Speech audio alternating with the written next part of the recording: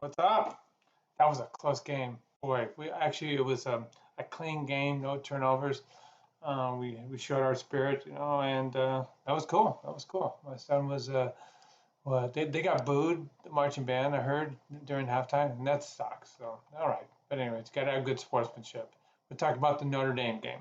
All right, let's go. Let's go, man. It is the 13th of October. All right, and we're going to go straight in here. I'm sure you saw the announcement. If you didn't, Julia wrote this out. We decided to go ahead and push back the due date on critical thinking assignment number 2. Okay, so it's after midterm break. How awesome is that? Okay, so thank you, Julia. All right, we're going to go in here to our weekly assignments. We're going to course down here to our newest topic. Okay, and this is kind of where we're going to bridge. We're going to end biology. Okay, we have a little ending shot over the biology with Alzheimer's disease. We're going to do a little bit of psychological analysis, and then we start getting into things like caregiving, and we'll continue on with this here. There's a little focus of caregiving here when we talk about Alzheimer's disease. Sorry, right here. So yeah, and then you see, we're coursing towards the end. We're getting into the business side of things towards the end, as you can see, economics here. Retirement planning, and then we'll do a little bit of law for you guys. Okay, all righty, let's get into this. Okay, so again, my video is going to be going right here. This is all about mental health. What we like to do is we will provide you with a PDF, and this also takes you to the direct link for reading. They're one and the same. They changed the picture, so this is the same content right here, but they've changed the picture. And it talks about real mental health issues that are associated with aging. Okay, mental health issues are associated with being a human being. If you guys hasn't figured that out, we all try and put on this perfection persona, but we're not, and we all have our faults. And I really admit to my insane ADHD that I've just had to arm wrestle with my whole life. Along with that comes a lot of anxiety, as you can tell, and yeah, so I have a cool exterior at times, but I'm a burning inferno of anxiety all the time. Okay, and it's been a life challenge to deal with that. Okay, so this talks about it with respect to aging, but we're going to talk about it a little bit in terms of just the general population as well towards the end of this section. All right, so yeah, so you can just go right in here to the link. Okay, and boom. So this is by the American Psychological Association. As I indicated, they do change this picture, but the content has not changed. Okay. So we talk about mental health concerns. Okay. We're going to get a little bit into depression and suicide here towards the end. This is a big deal with older people. Okay. Clinical depression is more prevalent with youth, but acting on it with suicide goes up hugely as people get older. Part of it is appropriate. You have major declines in your health. You can't be the person you used to be. You can't do the things you used to do. And then you start experiencing losses. Loss of spouse, loss of children. The loneliness sets in, and you begin to question your value in society. Okay. And so we'll talk about that as well. All right. Alzheimer's disease and dementia is a big deal. Alzheimer's is the most common form of dementia, but there are other things that can cause dementia. You can have a bunch of little tiny strokes. You can get other degenerative diseases of the brain, Pick's disease, which is a frontal lobe dementia. You can have Parkinson's disease. You can have Huntington's disease. These are all associated with dementia. And clinical depression can be misdiagnosed as dementia. All right, so you treat the depression, and then the cognitive abilities can return. Other types of anxiety, PTSD, can be inappropriately diagnosed as dementia. Okay, and you can have PTSD when your wife dies or your husband dies. Okay, so all right, substance abuse is a big problem. Okay, especially when we look at the loneliness epidemic. All righty,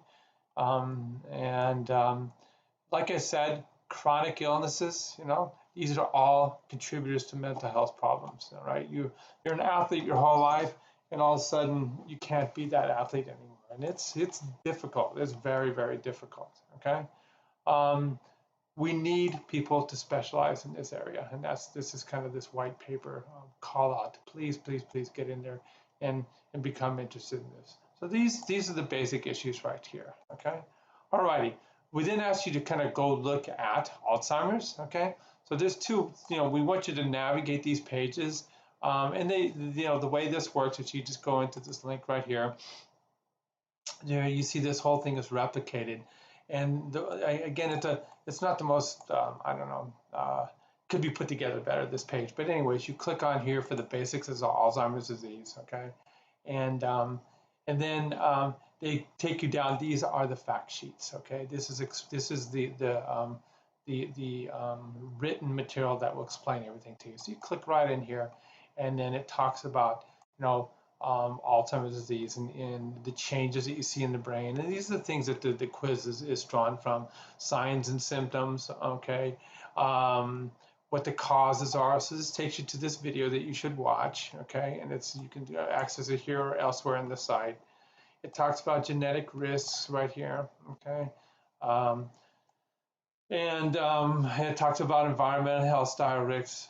Things like head injury are big, low socioeconomic, okay, low social engagement, nutrition, low exercise. If you have a life history of diabetes, okay, most Alzheimer's patients have diabetes, about 80%, okay, and you can look that up when you do your paper. Alrighty, how do we diagnose this? Currently, the standard of care, as we see right here, is to diagnose the Alzheimer's based on a mini mental status exam. It's just it's a psychological test to see how well your memory is working. We can also do some blood tests to rule out other problems. Okay, I remember my dad showed serious signs of dementia, and it was because he had kidney stones and the toxins had built up in his bloodstream from his kidneys not working. And once we, got rid of the kidney stones and infection, voila, he returned to normal. Okay.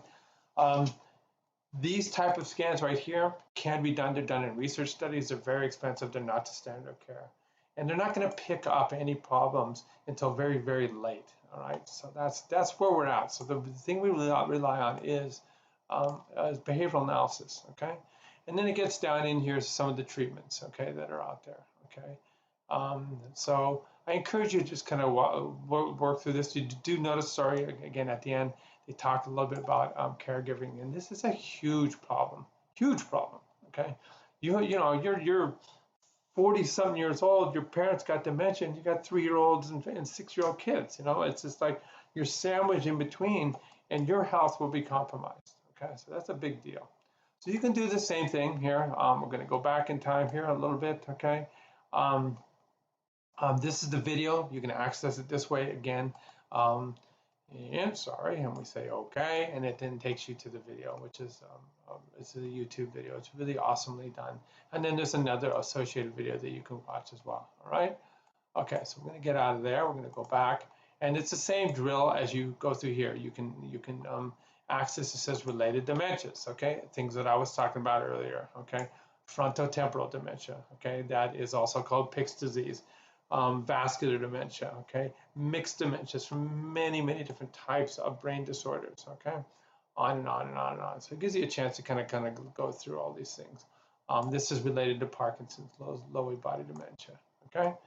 All right.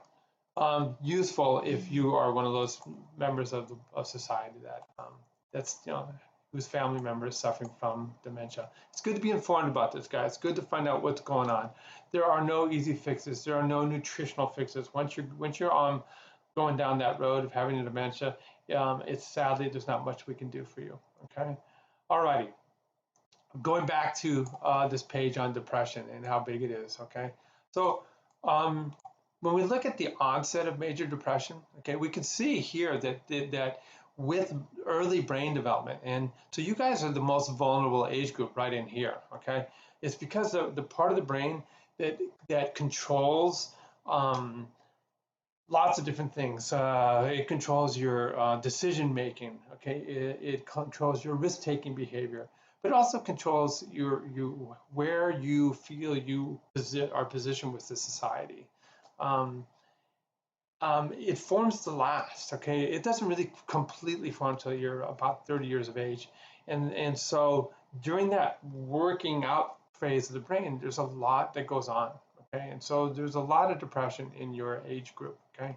And then we see it tails off right here.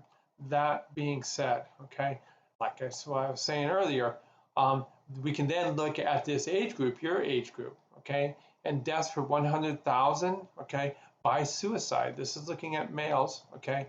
And we're looking at two different cohorts right here.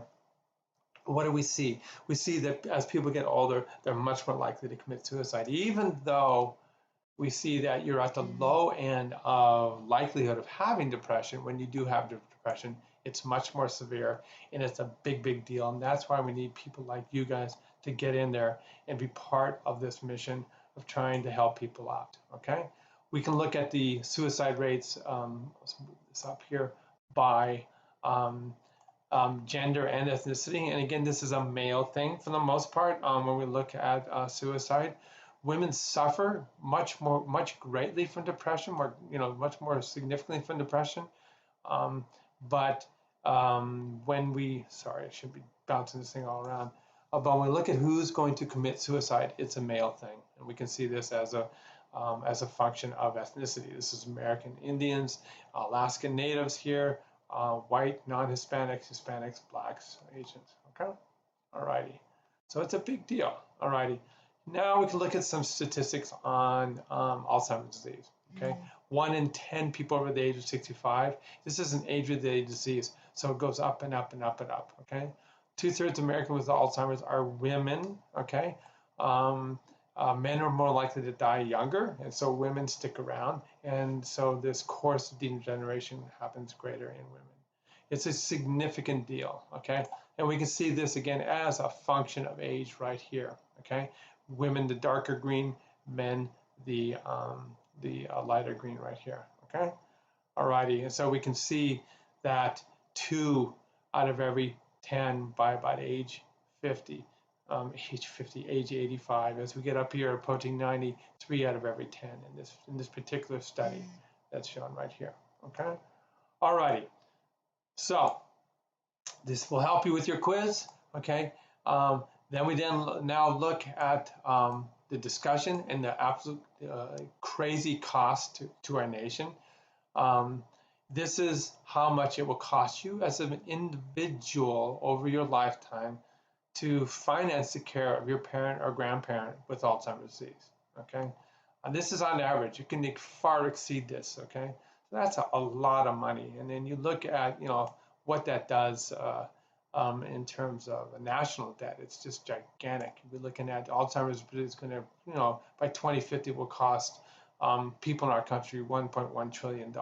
Okay, all right, and this is again going up and up and up, up. Right here we see in 2019 the projection is $195 billion in individual costs for this. Okay, all righty. I then ask you to kind of watch these two videos. Okay, so this talks about the 3 minutes long. In this morning's Health Watch, Alzheimer's disease and caregivers. Part 2 of our. And then this one right here lets you see what it's like to see your parent as somebody with Alzheimer's. You'll watch his daughter come in to see her dad who has Alzheimer's, and it shows you the power of music. It's a temporary fix, and music is a wonderful thing. Okay, alrighty. So this goes over the costs, the crisis that is this disorder. Then we ask you to come up with a program, come up with some answers, because it's only going to get worse, guys. We have longevity, and the burden is being tossed directly into your lap. So yeah, I encourage you to really get in there and do something about this. I want to quickly go on to this. Is an awesome video. And so this is approximately the 10 daughter, years. and that's He her was having dad. seizures, and my mother couldn't handle him at home. Of course, it affected me greatly because he was always, fun-loving, singing. Every occasion he would come out with a song, no matter where he was. I remember as a child, he used to walk us down the street, me and my brother, and he would stop and do Singing in the Rain. He would have us jumping and swinging around poles. He was, he was good. He was always into music, always loved singing, dancing. His name is Henry Dreyer. Uh-huh. So that's And the caregiver. There's I'm Henry, looking more or less for religious music for him suffering from because he severe enjoys dementia. music and he always quoting the Bible. So So I want you to go ahead and watch it. It's a pretty compelling video. All right, guys. That's it for now. Good luck, and we'll see you next time.